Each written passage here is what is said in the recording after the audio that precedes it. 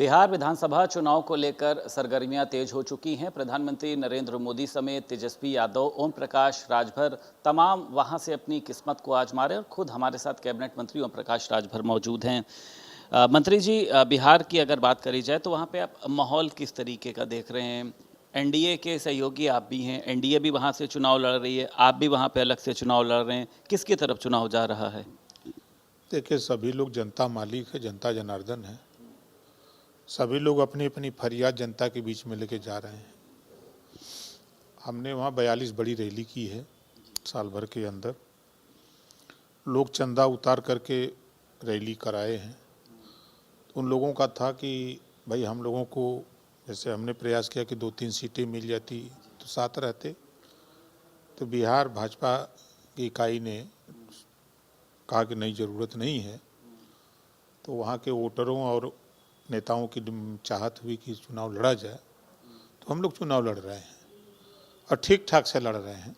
Ticket ना मिलने का आपको लगता है कि दुख है? अगर आपको प्रत्याशियों को टिकट मिली होती तो भाजपा के जीतने के जो चांसेस है वो ज़्यादा हो सकते थे?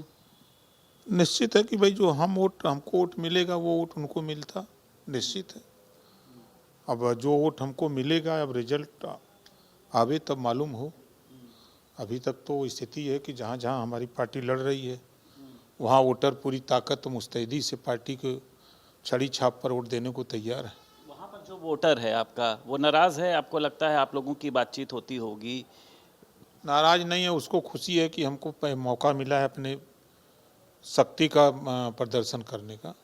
बहुत खुश है वो। वो शक्ति का प्रदर्शन आपको देख के करेगा कि कहीं और पर जाएगा, ये भी तो सवाल खड़े हैं ना। अगर आपका प्रत्याशी खड़ा होता तो स्वाभाविक सी बात है। प्रत्याशी जहाँ जहाँ खड़े हैं वहाँ आंख मूंद करके वो छड़ी छाप पर वोट देने के लिए, क्योंकि विपक्ष के लोग जब गांव में जा रहे हैं तो उनको जवाब दे रहे हैं। पहली बार मैं ऐसा देख रहा हूँ, ऐसा यूपी में नहीं हो पाता है, लेकिन बिहार में मैंने देखा कि तमाम यूट्यूबर घूम रहे हैं। गांव में जाने के बाद प्रत्याशी के समर्थक जा रहे हैं, प्रत्याशी जा रहे हैं, उनको जवाब मिल जा रहा है। बड़ा जनाधार आपका था, मैंने देखा था जब आप मुझे वीडियो दिखाते थे, मेरे पास भी तमाम तस्वीरें आती थी। तो ओम प्रकाश राजभर को टिकट क्यों नहीं दिया गया? क्या वहाँ पे वो मजबूत स्थिति में आ जाते, ये वजह रही, या इसके पीछे क्या आप क्या वजह देखते हैं? कि वहाँ जेपी आंदोलन से पैदा हुए नेता जो हैं वो सभी पार्टियों में हैं। किसी की सरकार हो, उनका काम होता है, वो किसी दूसरे को वहाँ पनपने नहीं देना चाहते हैं। बस यही वजह है। तेजस्वी यादव कह रहे हैं कि हम यहाँ पे जो उद्योग बंद पड़े हैं उसको खुलवाएंगे, बिहारी को अब बाहर जाके नौकरी करने की ज़रूरत नहीं होगी। तमाम वादे आप लोगों की तरफ से भी हैं, तेजस्वी यादव की तरफ से भी हैं। देखिए, तेजस्वी स्टेट की लड़ाई लड़ रहे हैं। प्रदेश के पास उतना फंड नहीं होगा कि जो फैक्ट्री खुलवा लें। वो खुद डिप्टी सीएम रहे हैं, तो उस समय वो फैक्ट्री क्यों नहीं खुलवा दिए? मुख्यमंत्री का चेहरा है। भाई, हम कह रहे डिप्टी सीएम थे, दोनों लोगों का तालमेल था, तो फैक्ट्री क्यों नहीं खुलवा दिए? झूठ बोल रहे हैं जनता से। और इधर केंद्र की सरकार और नीतीश जी हैं, तो केंद्र पैसा दे सकता है, तालमेल रहेगा। तो यहाँ तो भरोसा है कि भाई पैसा केंद्र दे सकता है, तालमेल रहेगा तो। लेकिन वहाँ उनको कौन पैसा देगा? तो उनकी बात में दम नहीं है। ठीक है, समाजवादी पार्टी ने, आपने देखा कि कल एक वहाँ के स्टार प्रचारकों की सूची जारी करी। आजम खां का नाम तो ज़रूर है क्योंकि वहाँ पे मुसलमान वोटर की संख्या भी ज़्यादा है, लेकिन शिवपाल यादव, राम गोपाल यादव का नाम जो है वो गायब है। आपको लगता है कि आजम खां का उपयोग करना चाहते हैं अखिलेश यादव इस चुनाव के बहाने, और आजम खां वहाँ पर जाएंगे तो कुछ फ़र्क पड़ेगा? देखिए, आजम खां जी जाएंगे तो एक सवाल इन्हीं से होगा कि 14% यादव अपने को तो सीएम घोषित कर लिया और वहाँ 18% मुसलमान है, तो उसको डिप्टी सीएम क्यों नहीं घोषित किया गया? वहाँ पर भी मुसलमान वोट बैंक के रूप में इस्तेमाल होगा सपा के लिए। पूरे देश में हो रहा है, पूरे देश में हो रहा है।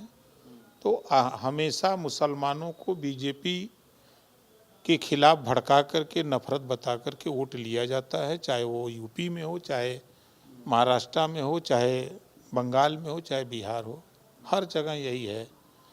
जब तक मुसलमान अपने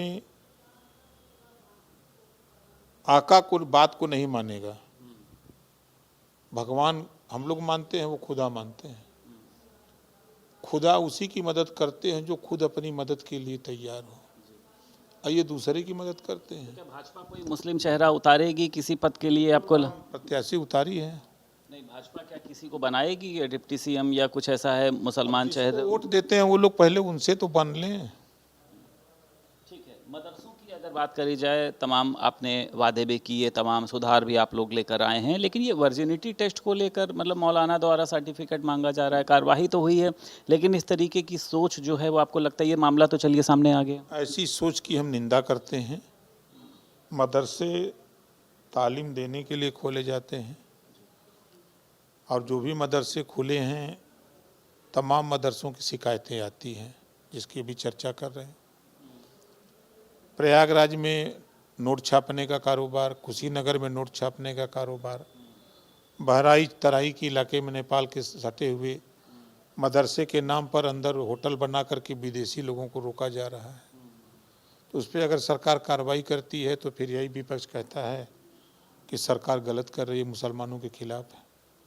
ठीक है, सपा को लेकर आपने एक बयान दिया था जिसमें आपने उनको पिल्ला पिल्लिया कुछ भी संज्ञा दी थी, उसको लेकर समाजवादी पार्टी ने भी आपके ऊपर पलटवार किया है।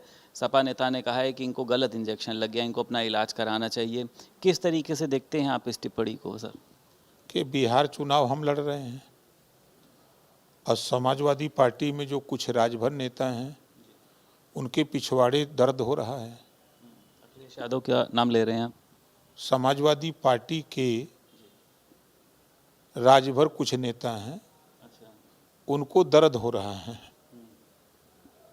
कि हुआ काहे लड़ रहे हैं। अगर ये लोग लायक होते तो कम से कम यूपी के साथ साथ हम बिहार में, अखिलेश अगर वहाँ यादव की मदद करने जा सकते हैं तो ओम प्रकाश राजभर वहाँ राजभर की मदद करने जा रहे हैं, तो यहाँ के राजभर को मर्चा क्यों लग रहा है, उनको तकलीफ क्यों हो रही है? वो जिस तरह गुलामी कर रहे हैं उसी तरह हुआ भी गुलामी सब लोग जीवन भर करेंगे।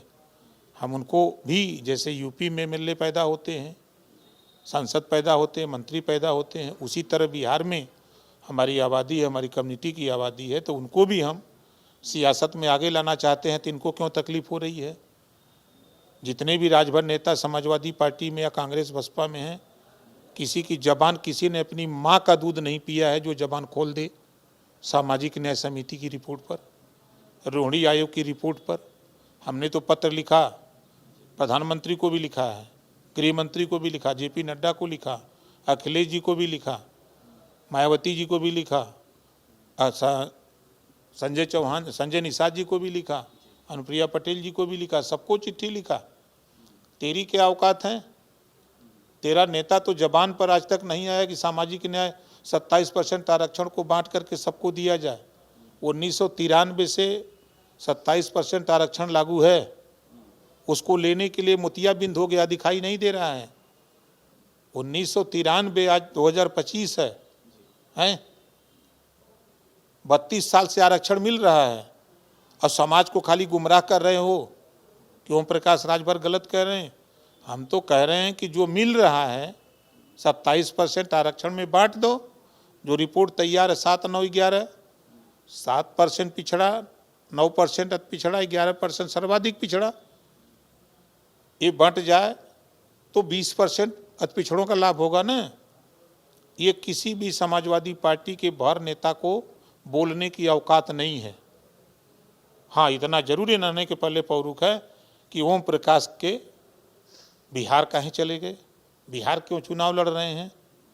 इतना मर्चा लगत है पिछवाड़े रहने के कि बर्दाश्त नहीं कर पाओ तुम। शुक्रिया बात करने के लिए। उत्तर प्रदेश सरकार में कैबिनेट मंत्री ओम प्रकाश राजभर हमारे साथ मौजूद थे। लखनऊ से वीडियो जर्नलिस्ट सौरभ के साथ संदीप खेर, भारत समाचार।